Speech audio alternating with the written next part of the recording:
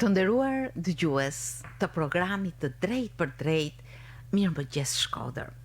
Si çdo ditë ju përshëndes me shumë dëshirë për një ditë të mbarë dhe të bukur për të gjithë ju. Natyrisht temat të ftuarit në studion Mirëmëngjes Shkodër janë të ndryshëm, por nëse ndalemi në aktualitetin e përditshëm, nuk kemi si të mos qëndrojmë madje ngultas në një problem që është shëndetësor, por jo vetëm shëndetësor. Është një problem edhe social, i familjes në radhë të parë, siç është sensibilizimi kundër kancerit të gjirit. Tetori Roz mbledh në aktivitete shumë audienca, gra kryesisht, por jo vetëm, për t'i bërë një paraprit këtij problemi që mund edhe të evitohet. Flitet shumë, por gjithmonë duhet të flitet përgjatë gjithë kohës, përgjatë gjithë vitit. Ky muaj i afron më shumë problemet për tu diskutuar dhe njohurit për tu zgjeruar natyrisht. Ndaj për tu ndalur në këtë temë, sot unë kam ftuar në studio përgjegjësen e shërbimeve sociale, strehimit dhe shëndetit publik në Bashkinë Shkodër, Lorena Bardeli. Mirëmëngjes Loren, mirë se erdhe. Mirëmëngjes, mirë si u gjeta, kënaqësi si gjithmonë. Përveç se një vajzë shumë aktive në fushën e gjerë të shërbimeve që ofron drejtoria juaj, ju jeni edhe një specialiste e shëndetit publik. Ndaj besoj se qëndroni mirë në këtë temë. Po diskutim, arsimimi jam është shëndeti publik. Unë kam marrë fakultetin e shëndetit publik në Universitetin e Mjekësisë në Tiranë, kështu që pa diskutim që qëndrojnë fushën teme dhe e bëj me shumë dëshirë. Është një ndër pasionet e mia, cilët vazhdoj edhe të ushtroj në detyrat funksionale edhe për shkak të vendit punës në cilin operaj. Në fakt qëndrojmë në këtë muaj, i cili është muaj i sensibilizimit kundër kancerit të gjirit. Flitet, por gjithmonë duhet të flitet, apo jo? Po diskutim. Atëherë, tetori në të gjithë botën në fakt është muaji i ndërgjegjësimit dhe rritjes së sensibilizimit që çdo kush duhet të ketë rreth kancerit të gjirit. Ne kur flasim për kancerin e gjirit ose për tetorin roz, instinktivisht vëmendjen e përqendrojmë te gratë. Në fakt, ajo që vlen theksohet dhe që unë theksoj gjithmonë edhe në takimet që organizoj ose në seancat informuese është fakti që kanceri i gjirit nuk prek vetëm gjinin femërore, por prek edhe gjinin maskullore. Në 99% të rasteve janë gjinia femërore, pa diskutim ajo që ka peshën më të madhe dhe preken nga kjo sëmundje, por 1% të rasteve, pra 1 ndër 1000 janë edhe gjinia maskullore e prekur nga kanceri i gjirit. Kur flasim për tetorin roz, kur flasim për muajin e sensibilizimit dhe ndërgjegjësimit, në fakt kena parasysh që ky është guri themelor i parandalimit të kësaj sëmundje. Kapja e hershme, diagnostikimi në kohë, depistimi në faza sa më të hershme bën që ta luftojmë me sukses një sëmundje të tillë.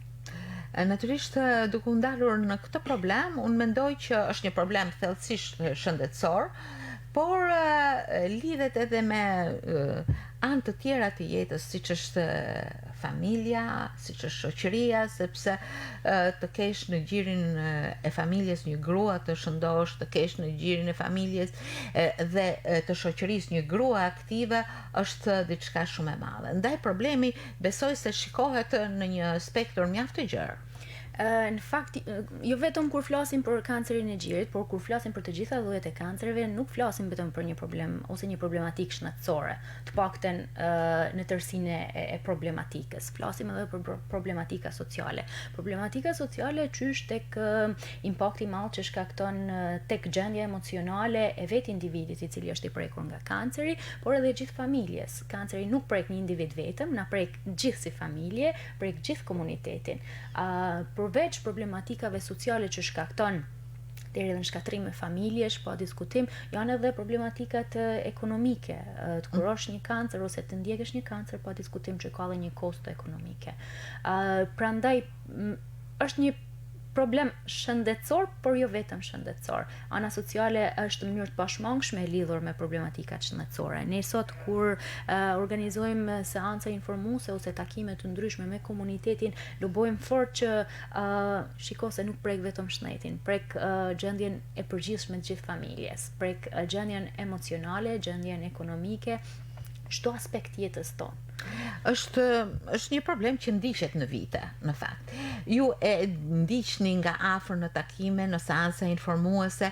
Si mendoni, si ka evoluar interesi për të njohur me këtë problem, ndjeshmëria e vetë komunitetit të grave, por jo vetëm, për të kryer të gjitha ato seanca, kontrolli e tjerë e tjerë. Pra, si ka ecur? Ka shenja indiferentizmi, ka shenja që frike, tërheqje, diçka që dikush edhe don ta fshehi për situata të ndryshme që në të cilën gjenden?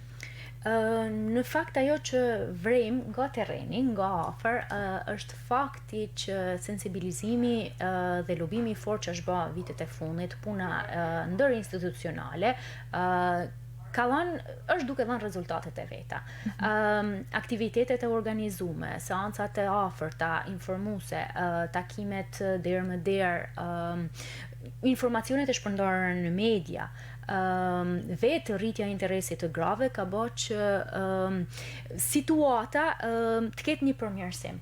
Të ketë një përmirësim në aspektin e rritjes së informimit dhe ndërgjegjësimit që secila grua, por edhe secili antar i shoqërisë duhet të ketë rreth një fenomeni të tillë.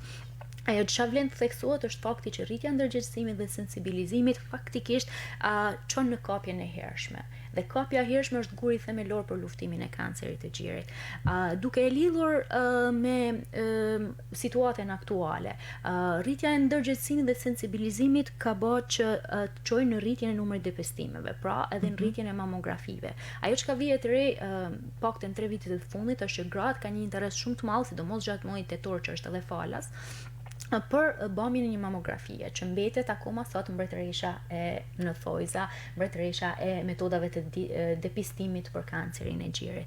Nga ana tjetër, lajmi i mirë është që vdekshmëria është duke rënë, vdekshmëria shkaktuar nga kanceri i gjirit.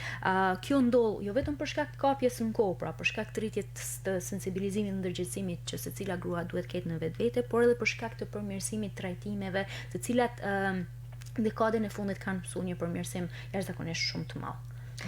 Në fakt, ju jeni drejt për drejt në terren. Cilat mosha janë më të interesuara, sepse besa di ky problem shëndetësor, vdekje për urës, kap një gamë të gjerë moshash deri në mosha të thyera. Askush nuk është imun nga kanceri i gjirit, ashtu siç askush nuk është imun nga disa lloje të ndryshme kanceresh. Rreziku fillon qysh në moshën 20 vjeçare, pa diskutim, ku vajza, gruaja duhet të jetë shumë e kujdesshme dhe duhet fillojë të njohë trupin e saj, duhet të kryejë vetë kontrollet mujore të gjirit. Por rreziku më i madh ose gratë më të rrezikume faktikisht janë gratë e moshës mbi 50 vjeç. Aty fillon edhe kurba e rritjes së nivelit të riskut për shfaqjen e kancerit i gjirit. Ajo që ka vëmë re nga terreni është që ka interesim jo vetëm nga grup moshat më të rrezikume, por edhe nga grup moshat më të reja. Mu mban të lumtur fakti që zonja edhe 30 vjeçë janë të interesume për me marrë sa më shumë informacion, për me ditë sa më shumë dhe për me krye dhe jo vetëm vetë kontrollin mujor gjirit, por edhe ekzaminimet klinike ose mamografit në rastet kur ata kanë shenjat që i bën të Kam përshtypjen se moshat e thyera janë pak më të tërhequra. Është vërtet, janë pak më të tërhequra, ndoshta edhe për shkak të mënyrës se si janë rritur, për shkak të mungesës së informacionit, për shkak të mentalitetit, për arsye nga më të ndryshme janë pak më të tërhequra, por interesi për me bë mamografi qëndron edhe tek moshat mbi 50 vjeç. Mosha mbi 50 vjeç ose 50 vjeç plus më bën përshtypje juve që jeni vajza të reja e quani mosha të shkuara, po janë mosha aktive, përderisa janë, por e kanë fjalën tek moshat që vijnë afër 70-s. Ka shumë problematika sipas informacioneve, ndoshta nuk I kam të plota, tërhiqen për këtë, por në fakt atëherë niveli I riskut rritet mbi moshën 50 vjeç dhe ekziston deri në moshën 70 vjeç. Nëse gruaja gjatë kësaj periudhe ka kryer depistimet e rregullta, ka kryer mamografinë ose një metodë tjetër diagnostikuese e ekonërgjirit në varësi të problematikave të saj dhe çdo gjë ka qenë normale, pra deri në këtë grup mosh, ajo që ka rekomanduar nga specialistët në fakt është bërja kontrolleve jo më me frekuencë një vjeçare, por të paktën një herë në 3 vite. Këtu ju keni të drejtë. Unë që parë po fliça për moshën mbi 50 vjeç, po ha mësu moshat e treta, ose mund t'i cilësoj të tilla. Interesi nga moshat e treta normalisht është më I ulët, kjo vetre edhe në interesin për mamografit, jo vetëm gjatë muajit tetor, por gjatë gjithë vitit. Ndërkohë, le të kalojmë në ato përkujdesje që duhet të ketë një femër për trupin e saj drejtuar këtij problemi. Cilat janë këto përkujdesje? Atëherë, në fakt, ne kur flasim për mënyrat e kujdesjes, si duhet ta njohë ajo trupin e saj në kërkim ose në kontrollin e qoftë edhe të një problemi? Pa diskutim. Në fakt, ne kur flasim për mënyrat e përkujdesjes, flasim për disa mënyra kontrolli. Një ndër metoda diagnostikuese më të mira, diagnostikuese nuk po e cilësoj, po parandaluese kapjes në kohë, kapjes hershme është vetë kontrolli mujor I gjirit. Vetë kontrolli mujor I gjirit nuk është gjë tjetër veçse një zakon, një procedurë e thjeshtë që duhet I bëhet zakon çdo vajze, çdo gruaje qysh nga mosha 20 vjeçare. Një herë në muaj, disa ditë pas menstruacioneve, kur urgjent gjoksi I gruas të jetë në formën më të mirë të mundshme, duhet kryhet vetë kontrolli mujor I gjirit. Vetë kontrolli kryhet me 3 gishtërinjtë e mesit, duke ushtruar forcë, presion në të gjithë perimetrin e gjirit, por jo vetëm në perimetrin e sipërfaqes së gjirit, por deri tek pjesa e klavikulës dhe tek pjesa e shqetullës. Pasi janë zona të cilat janë të rrezikume, sepse këtu qarkullojnë nyjet limfatike, të cilat të bajnë edhe qarkullimin e limfës dhe mund të përhapet kanceri I gjirit. Lëvizjet një procedurë e tillë vazhdoj ta theksoj, është një procedurë krejt e thjeshtë që në fundit të shpëton jetën. Është vetjake dhe duhet të jetë zakon I çdo femre. Duhet të jetë zakon I çdo femre. Mund ta kryejnë në pozicionin më të rehatshëm për veten e tyre, mund ta kryejnë para dushit, para pasqyrës. Në momentin që një grua gjatë vetë kontrollit vën re që diçka nuk shkon, vën re një masë të fortë, një gender, një ndryshim të lëkurës, një ndryshim të ngjyrës, një rrullosje, një ndryshim të thumbit të gjirit, rrjedhje apo gjakderdhje, ka dhimbje të vazhdueshme në gjithë perimetrin e gjirit ose deri tek pjesa klavikulës ose dhimbje në krah, atëherë këto janë disa shenja të cilat na bajnë për të dyshuar për një tumor gjiri. Absolutisht asnjëherë si specialist nuk themi që ky është alarm. Kjo është një kampanjë për të zgjuar që duhet të kryejmë disa ekzaminime të tjera më të specializuara nga personel shëndetësor për të kuptuar se me çfarë kemi të bëjmë. Metoda tjetër e kontrollit është ekzaminimi klinik I gjirit, I cili rekomandohet të kryhet së paku një herë në vit që nga mosha 30 vjeçare nga personeli shëndetësor. Personeli shëndetësor është I mirë trajnuar, I specializuar për ta kryer në mënyrë pak më profesionale se sa vetë gruaja. Për të vazhduar me mamografinë, mënyra e kontrollit më e mirë e mundshme. Ky mënyra tjetër që thatë ju ekzaminimi klinik, ç'a nën kupton? Atëherë ekzaminimi klinik nuk nën kupton gjë tjetër përveç se një kontroll më të imësishëm nga personel shëndetësor, siç kryhet vetë kontrolli I gjirit, por kryhet nga një personel shëndetësor. Gruaja për arsye nga më ndryshme pa aparatur, por syri dhe dora e një personeli shëndetësor që është I mirë trajnuar për një procedurë të tillë është më sensitive për të kapë edhe gjëra të vogla që gruas për arsye nga më të ndryshme mund t'i kenë kaluar pa u kapur. Ndërsa mamografia mbetet mbretëresha metodave të diagnostikimit pa diskutim, është ajo e cila bën kapjen e hershme edhe atëherë kur nuk janë shfaq shenjat, edhe atëherë kur gruaja nuk ka asnjë shenjë të jashtme. Është e aftë që të bëj diagnostikimin në kohë. Mamografia nuk është gjë tjetër veçse një po e cilësojmë kështu, një foto e gjirit në totalin e tij në një prerje tërthore të mirëfillt, I cili na jep një pamje të qartë, një imazh të qartë se çfarë po ndodh me gjoksin e një gruaje. Mamografia zgjat maksimumi 20 minuta, është një procedurë pak e dhimbshme, por në krahasim me efektivitetin dhe fakti ka që një na lloj shpëton presioni, jetën, një por lloj asgjë më presioni, tepër. por asgjë më tepër. Ajo çka duhet theksoj është fakti që gjatë gjithë muajit tetor mamografia është falas. Çdo grua, çdo vajzë e cila është e interesuar që ta bëjnë, mund të drejtohet në poliklinikën qendrore të qytetit të Shkodrës ose në spitalin rajonal të Shkodrës nga ora 8 e mëngjesit deri në orën 20 të darkës nga hëna në të diel. Është falas dhe është pa rekomandim. Gjatë pjesës tjetër të vitit normalisht që funksionon si gjitha procedurat e tjera mjekësore me sistemin e referimit mjekut familjes me një rekomandim dhe me një pagesë. Po ekoja e gjirit, çfarë është? Ekoja e gjirit, pyetja shumë e vend dhe këtu do dilja thonë. Ekoja e gjirit, për ato gra të cilat pamja mamografisë nuk ka dalë qartë për arsye nga më të ndryshme, për ato gra të cilat kanë ind të gjirit shumë të ngjeshur dhe mamografia nuk na jep një pamje të qartë, për gra që janë shtatzënë dhe nuk mund t'i nënshtrohen një rrezeve X, që sado të vogla mamografia i ka, për gra të cilat kanë një sistem imunitar për shkak të sëmundjeve të tjera që mund kenë të dobësuar, ose për gra të cilat kanë kryer ndërhyrje kirurgjikale në gjij për përmirësim estetik e kështu me radhë, rekomandohet ekoja e gjirit. Ekoja e gjirit është një eko siç e bëjmë për gjithë organet e tjera, por që na jep një pamje. A lidhet me moshat kjo? Pa diskutim që lidhet me moshat. Secila prej metodave diagnostikimit ka dhe moshat ku këshillohet për të realizuar. Mamografia rekomandohet me moshat 30-35 vjeç dhe rekomandohet kryhet së paku një herë në muaj. Ekzaminimet klinike mund të fillojnë apo në vit? Në vit, një herë në vit, më falni, gabim. Ndërsa vet kontrolli duhet kryhet një herë në muaj, pa diskutim nga vet gruaja. Ekzaminimet klinike në varësi të problematikave që gruaja shfaq, por të rekomandueshme edhe ato një herë në vit. Ndërsa ekoja e gjirit janë rastet siç i përmenda që janë specifike dhe duhet kryhen më pas me rekomandimet e mjekëve specialistë gjithmonë. Ju jeni në kontakt nëpërmjet takimeve që bëni. Çfarë mentalitetesh ekzistojnë në përballjen qoftë me ekzaminimin, le të mos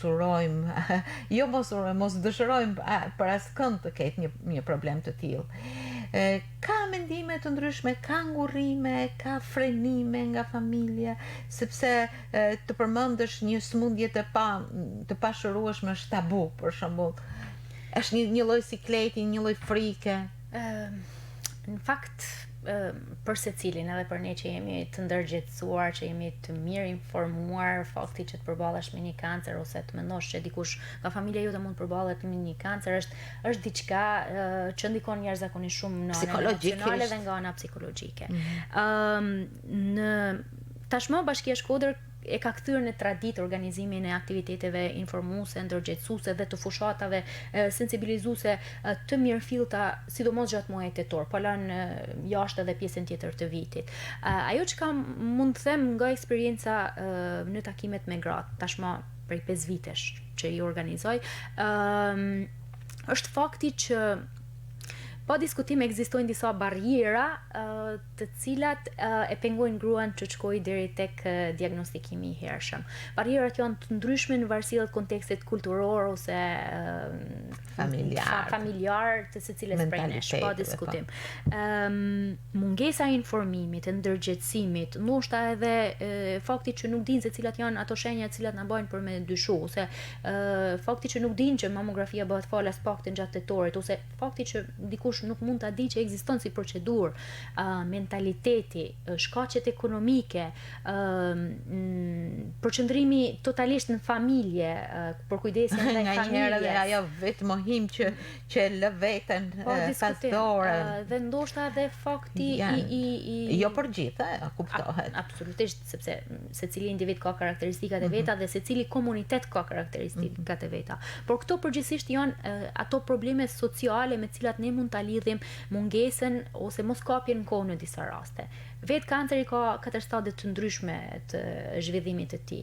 Në qoftë se jena të vëmendshëm ndaj ndryshimeve trupore që ne psojmë ose jena të kujdesshëm ndaj metodave diagnostikimit të hershëm, pa diskutim që ne mund ta kapim që në stadiet e para dhe dyta. Kapja në fazat e para, në fazën e parë, në hershmëri, çfarë benefite, çfarë të jep? Në fakt në shënet publik ose në edukim shënetësor ne kena 3 lloje parandalimesh. Kena parandalim parësor, dytësor, tretësor.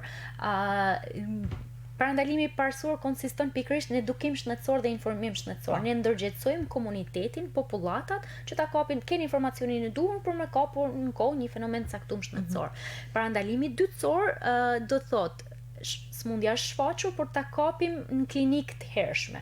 Sa po janë shfaqur simptomat në mënyrë që edhe prognoza e smundjes, pra ecuria e saj, të jetë sa më lehtë jetë e mundur. Dhe parandalimi tretësor, më pas është vetëm përmirësimi i cilësisë jetës dhe kozgjatja sa mund të arrihet. Kryesisht ka të bëjë me kujdesin paliativ. Nëse ndalemi te kjo e dyta. Po. Nëse ndalemi te kjo e dyta, nëse e kapim sapo janë shfaqur shenjat, të gjitha gjasat dhe të gjitha probabiliteti, mundësitë nëse flasna në terma matematikor, janë që ne ta kalojmë me sukses një problematikë të tillë. Mjekimi jep rezultate shumë herë më të mira, efektet e metodave të trajtimit në trupin e gruas, por edhe në pjesën emocionale të saj janë shumë herë më të pakta, edhe kosto ekonomike pa diskutim që është shumë herë më e paktë.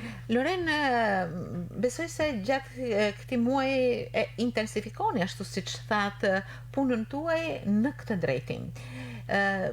Keni një program dhe ku është i shtrirë ky program në takime, në informime, në mundësi për të bërë mamografi, natyrisht në bashkëpunim me organet, institucionet shëndetësore. Unë e thash edhe më përpara, Bashkia Shkodër e ka kthyr tashmë në një traditë tetorin roz ose ndërgjegjësimin dhe informimin që ne bëjmë gjatë gjithë muajit tetor, por jo vetëm gjatë gjithë muajit tetor, por edhe në pjesë të tjera të vitit. Ne tashmë kemi filluar aktivitetet tona, jemi përditë në terren me seanca informimi, me takime të afërta me gratë, por jo vetëm me gratë, me gjithë komunitetin. Një fokus veçantë të takimeve tona kanë edhe të rinjt. Ne mendojmë që të ndërgjegjësosh dhe të informosh të rinjt është një gur i rëndësishëm për të ardhmen. Një ditë ato vajza, ato djem do të rriten dhe do të jenë edhe ato grupe të rrezikuara. Përveç faktit që janë fëmijë të nanave, janë vëllezër, motra të grave që aktualisht mund të jenë të prekur ose duke e kaluar fenomenin e kancerit të gjirit. Aktivitetet janë të shtrira në të gjithë Bashkinë Shkodër, si në pjesën urbane, pra si në pjesën e qytetit, ashtu dhe në njësitë administrative. Tashmë kanë filluar, janë proces. Do të vazhdojmë për gjatë gjithë muajit dhe do të mbyllen me një aktivitet përmbyllës i cili do të jetë në javën e fundit të tetorit. Në cilët komunitete keni organizuar dhe do të organizoni, sepse me sa diun edhe në zonat rurale, por edhe në ato urbane. Po, pa diskutim. Janë të përqendruara kryesisht në rrjetin e qendrave komunitare për familje, në aktivitetet organizohen në ambientet e qendrave komunitare, organizohen në shkollat e Bashkisë Shkodër. Kemi prekur pothuajse gjitha njësitë administrative, do të jemi në gjitha njësitë administrative. Sot në orën 11 do jemi në Gurzi, nesër do të jemi në Bërdic, në javën e vazhdim do të jemi në Antmalit. Keni të vështirë të mblidhni gratë apo ky është një problem që në fakt nuk e kena vetëm për kancerin e gjirit, por e kena për gjatë gjithë vitit. Të mbledhësh komunitetin ka vështirësitë e veta pa diskutim. Për arsye nga më të ndryshme, për arsye të mungesës besimi që kanë ndaj institucioneve shtetërore, për shkak të impenjimeve që zonjat kanë, janë pa diskutim familjare, shtëpiake, të cilat kanë edhe shumë impenjime tjera, por deri tani ja kemi dalë. A janë aktive në diskutim, bëjnë pyetje, tregojnë diçka nga historia e tyre? Në fillim, kur ti hap një seancë informuese dhe fillon edhe flet për kancerin, është diçka që secilin e bën stepet dhe bën t'impenjohet, kuptoj se qa po diskutohet, pse po diskutohet, si po diskutohet. Thehet barriera, unë vetë tashmë eksperienca më ka bërë që të fitoj triket ndryshme që të ndërveproj me persona që kam në tavolinën e diskutimit, kështu që në një fazë caktuar të seancave informuese ose të takimeve, aktiviteteve që ne realizojmë, gratë përfshihen totalisht.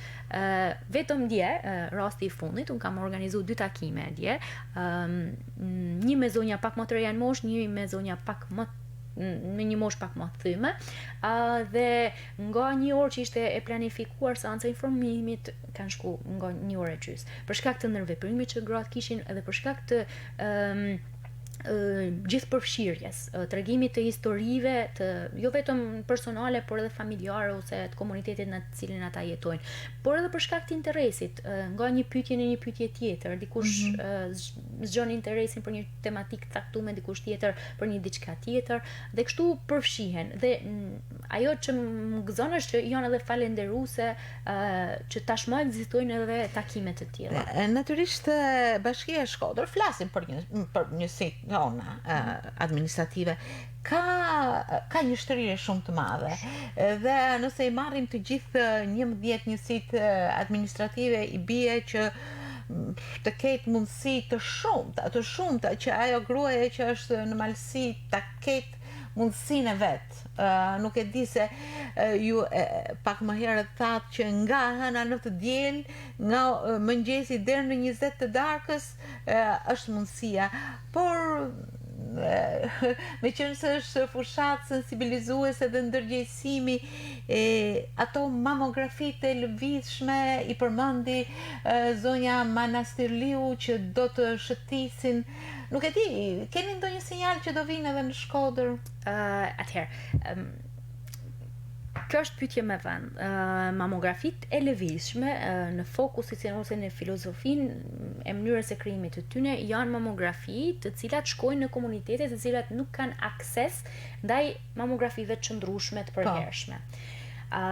Për fatin e mirë, Shkodra është spitali rajon. Shkodra është qendër për veriun e Shqipërisë, ka spitalin rajonal dhe ka një mamografi të përhershme gjatë gjithë vitit. Përveç mamografisë të lokalizuar në spitalin rajonal, ka edhe një mamografi tjetër, një mamogram të lokalizuar në poliklinikën qendrore të qytetit. Çka e bën që të mos jena në hartën e mamografive të lëvizshme përgjithsisht? Mamografit e lëvizshme përgjithsisht funksionojnë me një kalendar ku në muaj të caktuar me data të caktuara shkojnë në zona ku gratë kanë aksesin shumë të kufizuar për me pas mundësi me bën një mamografi. Shkojnë ato qytete të vogla që nuk kanë spitale ose aty ku kanë spitale bashkiake, por që nuk kanë një mamografi të qëndrueshme gjatë gjithë vitit. Ne nuk e përjashtojmë dhe do të ishte kënaqësi shumë e madhe që të vinte edhe mamografia e lëvizshme, por nuk kena një sinjal të tillë. Përpos kësaj ne nuk jena organi kompetent, bashkia nuk është organi kompetent për ofrimin e shërbimeve shëndetësore të tilla, kështu që ndoshta mund të jetë mungesa e informacionit tam, nuk duhet që t'jap një përgjigje të prerë. Ndërkohë, në këto seanca ndërgjegjësimi, sa rëndësishme është që gratë të cilat e kanë e zëruar këtë problem në fazat e hershme, fale këtij ndërgjegjësimi, të tregojnë, të bëhen pikë referimi, shembull për të ndjekur, si e përdorni ju, më thonjë za këtë, jo përdorni nuk është termi i dur, po si jepni këtë shembull nëpërmjet të tillave përvoja? Në fakt, përvojat personale, ndarja atyre është diçka që ka impakt jashtëzakonshëm.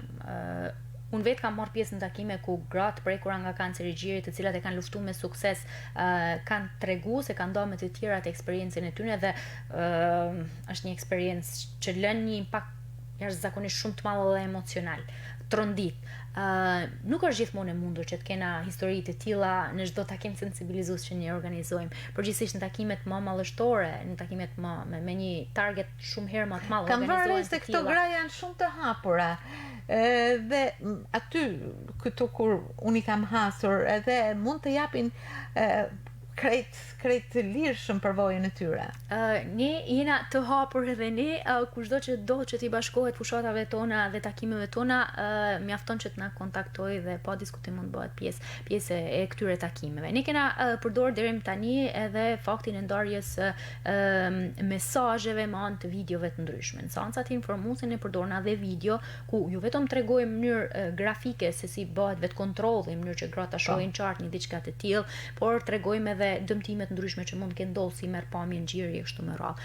Por edhe mesazhet sensibilizuese, mesazhet forta ku njerëz që e kanë kaluar, se njerëz të cilët kanë pas histori të tilla në rrethin familjar, por sjellin mesazhin, apelimin e tyre rreth një tematike të tillë. Natyrisht është një çështje që lidhet me shumë anë të këtij problemi, që duhet trajtuar në vazhdimsi, për të cilën duhet të kesh njohuri dhe për të cilën duhet të kesh një përgatitje emocionale të caktuar. Ju besoj se doni ta shpërndani mesazhin tuaj. Mesazhi jam normalisht që lidhet me faktin që zbulimi i hershëm shpëton jetën. Depistimin kapja dhe njohja e çdo ndryshimi që ndodh në trupin ton është gjëja më e rëndësishme që secili prej nesh duhet tregojë ndaj vetes tij. Nëse e kapim jo vetëm kanceri i gjirit, por gjitha llojet e kancereve i kanë të gjitha predispozitat, të gjitha gjasat që të mos na mundin dot, ti mundim ne ato. Ndaj thirrja jam është që të gjithë ato që dyshojnë, por jo vetëm ato që dyshojnë, por edhe gratë e tjera, spaku vetë kontrollin mujor të gjirit dhe spaku një herë në vit kur kalojnë moshën, kur janë në moshën që duhet ta bëjnë një mamografi. Nuk kushton absolutisht asnjë gjë, janë shumë pak minuta të kohës tonë, por janë minuta që na shpëtojnë jetën. Na shpëtojnë jetën jo vetëm ne si individ, por shpëtojnë familjen fund fundit. Sepse gruaja është shtylla një shoqëri, shtylla një familje. Dhe gratë munden. Yes. Gratë janë të forta. Ishte një bisedë do thoja shumë informuese, por edhe që prek së afërmi problemet që ju i ndjeni për ditë, me të cilat merreni çdo ditë, me të cilat duhet natyrisht të punohet, por edhe që duhet të shpërndahen si mesazhe të bukura njerëzore. Në radhë të parë janë shumë njerëzore. Lori, të falenderoj shumë, je gjithmonë e gatshme dhe më vjen mirë për kompetencat tuaja në fushën që mbulon. Të uroj shumë sukses ty si vajzë, por të gjitha grave. Nga ky mikrofon të gjithave ne, shëndet të plot, por edhe shumë kujdes për shëndetin ton. Faleminderit shumë. Faleminderit edhe juve, është gjithmonë mundësi e mirë. Faleminderit.